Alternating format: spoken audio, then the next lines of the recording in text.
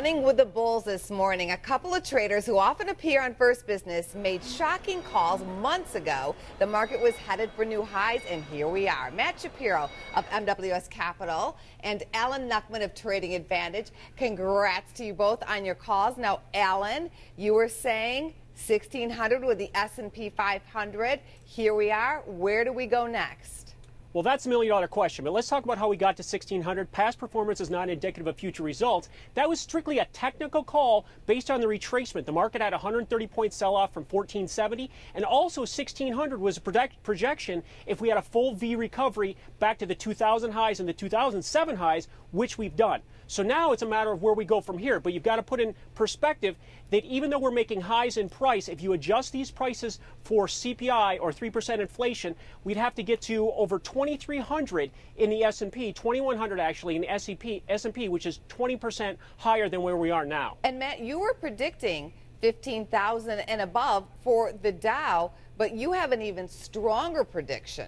Well, absolutely. 1,700 in the S&P 500 and 15,250. You know, I thought maybe we could get there by February. It took until spring. And, you know, the market could always hit a dry spell. So one thing investors out there you got to keep in mind is how do you deal with success? You know, realize in the early 80s when interest rates were really high, we touched off a 3-decade-long rally in fixed income investments. So don't just set your sights to, hey, we've been here, we're not going to go anywhere. You know, after time, the push and pull of the market's going to essentially predict that this recovery and the momentum of the economy is going to be a lot more than people really believe. Alan, how do you manage this market? We know we get a June swoon, and September can bring us some mighty sell-offs.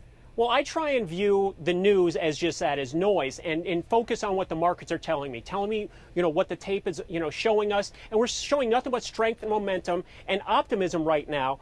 Again, a lot of the fundamentals are pretty solid. The cash on balance sheets is at record levels. Profits are doing fine. And trying to expect, you know, and try and predict that next downturn, that's a fool's errand. And we've seen a lot of casualties. The market keeps going up and up and up. I think one thing that can provide another catalyst for the stock market is when the dollar turns lower. We've been in a 25-year downtrend, and some of that safety money that went into dollars over the last few years, when that comes out, it's going to go back into the marketplace, and that's another leg higher. Matt, how much of this has to do with trader instinct? You've been doing this a long time now, and when you guys are making these calls, it was not a favorable time. A lot was actually going quite wrong.